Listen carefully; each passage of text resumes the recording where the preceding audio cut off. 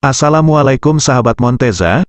Saya coba berbagi ilmu tentang Nabi Isa Al-Masih alaihi salam, terutama saat hari kematian Nabi Allah Isa Al-Masih alaihi salam menurut Al-Quran. Sebelumnya saya coba mengulas secara singkat tentang kelahiran dan sejarah Nabi Isa alaihi salam sampai menjadi utusan Allah subhanahu wa ta'ala. Simak cerita selengkapnya berikut ini. Sebelum itu tolong bantu like-nya dong, biar kami tambah semangat dalam membuat konten-konten berikutnya. Sepasang suami istri dari Bani Israel bernama Imran bin Matsan dan istrinya Hannah bin Fakut sudah bertahun-tahun berumah tangga namun belum dikaruniai keturunan. Mereka selalu berdoa, bahkan Hannah bernazar akan menyedekahkan anaknya jika lahir ke Baitul Maqdis, Masjidil Aqsa, di Palestina.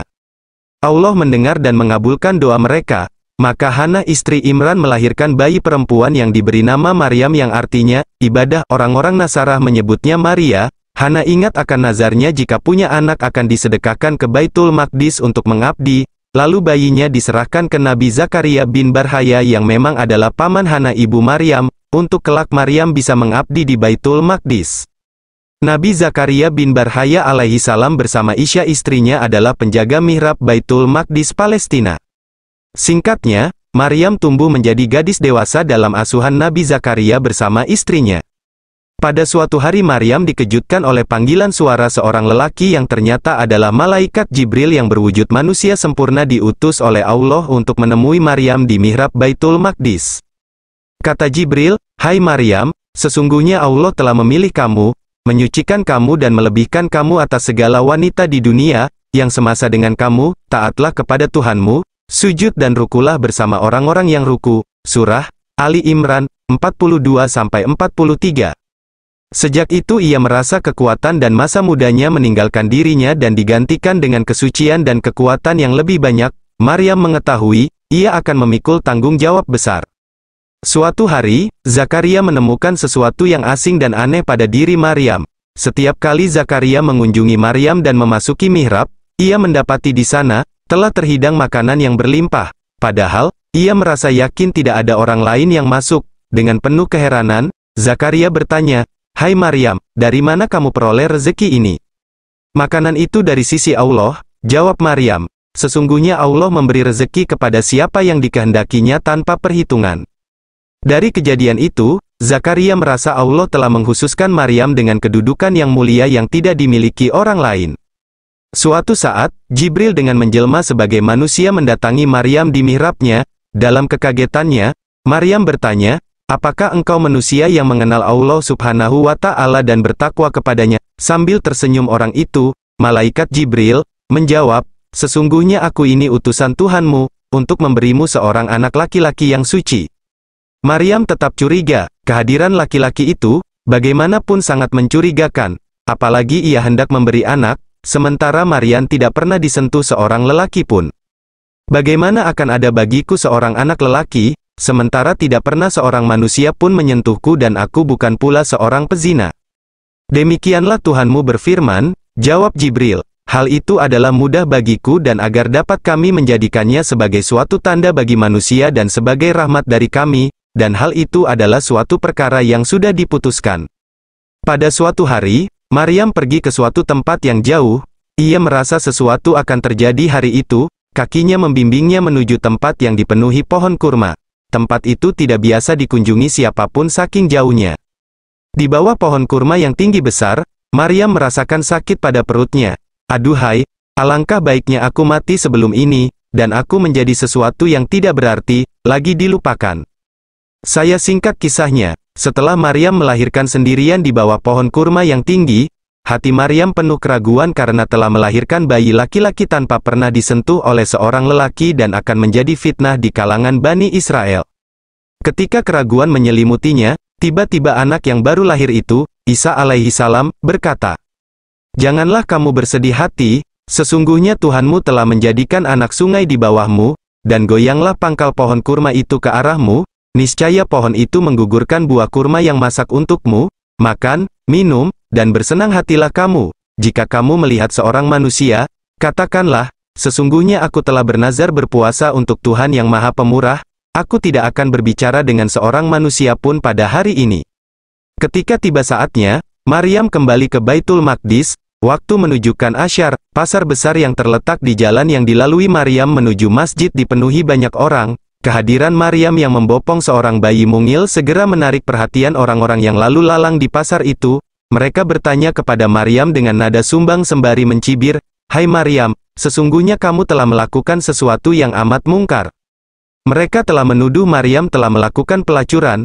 Di mata mereka, Maryam telah berbuat nista dan hina. Dengan ketabahan yang tinggi, Maryam menyerahkan segalanya kepada Allah Subhanahu wa Ta'ala. Sementara tangannya menunjuk ke arah Isa, mereka memahami, Maryam berpuasa dari pembicaraan dan meminta kepada mereka agar bertanya langsung kepada anak itu, "Bagaimana kami akan bicara dengan bayi yang masih dalam ayunan?" Belum selesai mereka mengolok-olok, Isa berkata, "Sesungguhnya aku ini hamba Allah.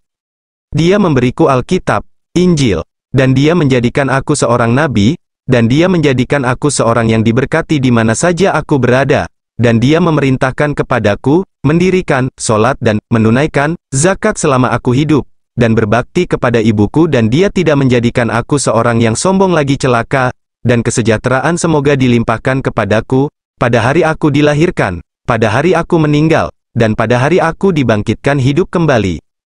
Kisah anak Maryam, Isa alaihi salam, menjadi bahan pembicaraan di daerah Baitul Lahmin yang oleh orang-orang Romawi menyebutnya kota Bethlehem. Sebaliknya, para pendeta Yahudi merasa akan terjadi suatu tragedi kepribadian yang akan datang kepada mereka dengan kelahiran anak Maryam. Kedatangan Al-Masih berarti mengembalikan manusia kepada penyembahan semata-mata kepada Allah. Ini berarti menghapus agama Yahudi yang mereka yakini. Isa tumbuh dalam pemeliharaan ibunya sebagaimana anak-anak kecil lainnya. Hanya saja Isa banyak diberi mukjizat oleh Allah. Sejak kecil ia bisa memberitahu sesama temannya tentang apa yang hendak mereka makan. Ia juga mampu mengungkapkan apa yang disimpan orang-orang di rumahnya. Ia juga tampak cerdas. Suatu hari, ketika mencapai usia 30 tahun, bersama sang ibu, Nabi Isa alaihi salam pergi ke Bukit Zaitun, sebuah bukit yang menjadi saksi beberapa peristiwa kenabian. Di sanalah, turun Ruhul Amin. Jibril menyampaikan risalah Tuhan kepada Isa.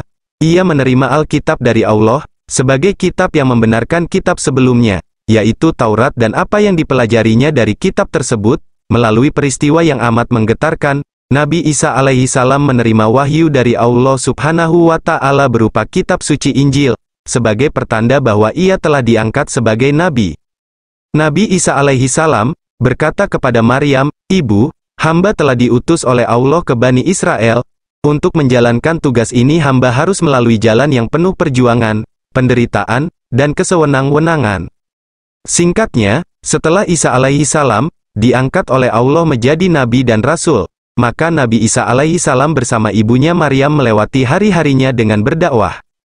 Nabi Isa diutus oleh Allah Subhanahu wa Ta'ala untuk membenahi kaum Bani Israel yang hidupnya sangat kufur. Semua ajaran Nabi Musa alaihi salam yang hidup sekian abad sebelumnya dikoyak-koyak dan diputarbalikkan sedemikian rupa, sehingga yang halal menjadi haram, dan yang haram menjadi halal. Kitab suci Taurat yang seharusnya menjadi panutan malah mereka buang jauh-jauh, sehingga perilaku mereka benar-benar keterlaluan, dan oleh karena itu harus dibenahi.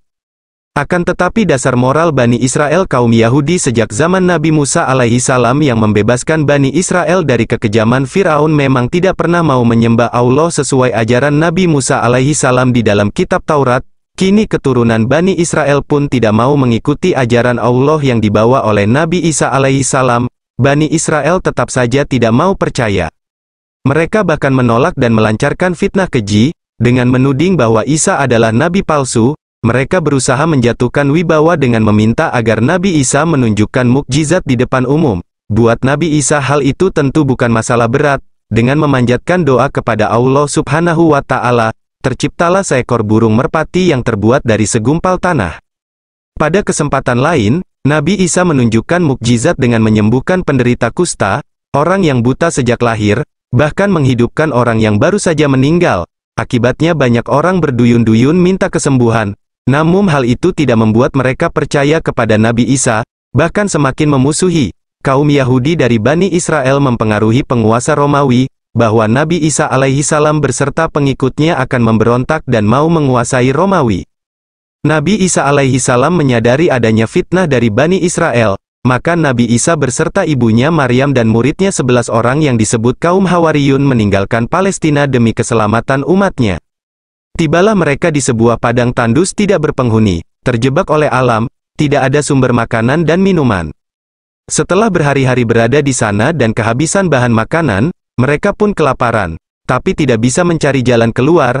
Akhirnya mereka menghadap Nabi Isa alaihi salam, "Kalau berlama-lama tinggal di sini, dari mana kita akan mendapat makanan dan minuman? Padahal persediaan bahan makanan kita sudah habis, tenaga telah terkuras, sehingga untuk melangkah pun sulit. Apakah Tuhan tidak kuasa menurunkan makanan dari langit?" kata salah seorang di antara mereka. Menyadari keadaan itu Nabi Isa alaihi salam tertawa, "Bertakwalah kamu kepada Allah subhanahu wa ta'ala, jika kamu betul-betul orang beriman." Tapi masalahnya bukan takwa dan iman, melainkan mereka telah terdesak oleh kelaparan. Jika mukjizat hidangan dari langit itu nyata, kami akan lebih beriman dan bertakwa, kata mereka serempak. Maka Nabi Isa pun bermunajat kepada Allah subhanahu wa ta'ala, sambil menengadahkan kedua belah tangannya ke langit. "Ya Allah, berilah kami rezeki, karena Engkaulah Sang Maha Pemberi rezeki." Allah Maha mendengar, doa Nabi Isa itu dikabulkan. Allah berfirman, "Sesungguhnya aku akan menurunkan hidangan itu kepadamu, tapi barang siapa di antara kamu kafir sesudah hidangan itu aku turunkan, aku akan menyiksa dengan siksaan yang belum pernah aku turunkan kepada siapapun di antara umat manusia." Benar Allah menurunkan hidangan dari langit, hidangan itu begitu mewah, lezat dan berlimpah, dengan aroma yang mengundang selera, lezatnya tak tertandingi oleh makanan apapun yang ada di bumi. Mereka pun makan sepuas-puasnya, sambil bersyukur atas hidangan tersebut, keimanan mereka juga semakin bertambah. Di tempat persembunyiannya, Nabi Isa alaihi salam bersama muridnya kaum Hawariyun, sehingga umat Nabi Isa semakin bertambah banyak. Sampai pada suatu hari, tiba-tiba tempat persembunyian Nabi Isa dan para pengikutnya ketahuan dan dikepung oleh tentara Romawi. Mereka ketakutan dan melarikan diri menjauhi Nabi Isa, termasuk kaum Hawariyun yang jumlahnya hanya 11 orang itu. Mereka menyelamatkan diri entah kemana. Nabi Isa pun tinggal sendirian. Dalam situasi sangat kritis dan berbahaya itulah, Allah subhanahu wa ta'ala mewafatkan lalu mengangkat Nabi Isa ke surga. Penemuan tempat persembunyian Nabi Isa itu tiada lain akibat ulah Yahuda alias Yudas Iskariot, yang termasuk salah satu murid Nabi Isa sendiri.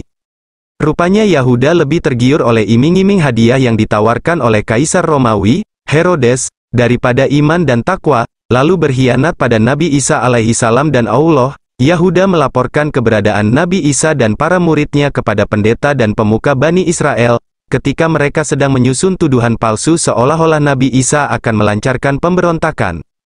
Tapi, ketika tentara Romawi mengepung tempat persembunyian tersebut, ternyata Nabi Isa sudah tidak ada, karena sudah diangkat oleh Allah subhanahu wa ta'ala ke surga. Maka pasukan Romawi pun mencurigai seorang lelaki yang ada di sekitar tempat persembunyian tersebut, yang wajahnya oleh Allah subhanahu wa ta'ala dibuat mirip dengan Nabi Isa alaihi salam.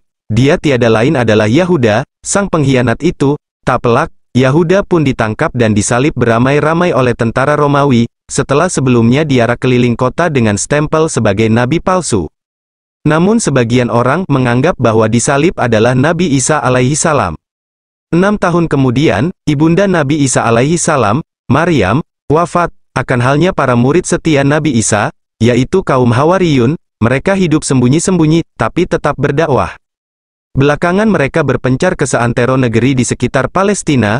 Mereka inilah yang kemudian menuliskan Injil, sesuai dengan ingatan mereka masing-masing, sehingga kemudian dikenal berbagai versi Injil, seperti Injil Matius, Injil Yohanes, Injil Lukas, Injil Markus. Sementara kitab Injil yang diterima oleh Nabi Isa alaihi salam dari Allah subhanahu wa ta'ala melalui malaikat Jibril di Bukit Zaitun, diyakini raib ketika Nabi Isa diangkat oleh Allah subhanahu wa ta'ala ke surga.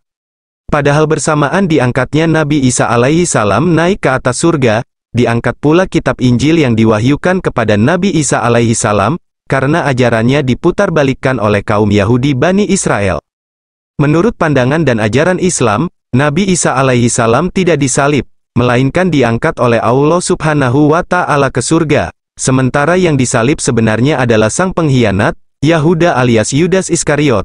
Masa kenabian Isa alaihi salam sangat singkat, hanya 5 tahun, tapi, Bahkan Allah sendiri sangat menghormatinya, dengan menjulukinya sebagai Ruhul Kudus, yaitu Roh Allah yang kudus, suci.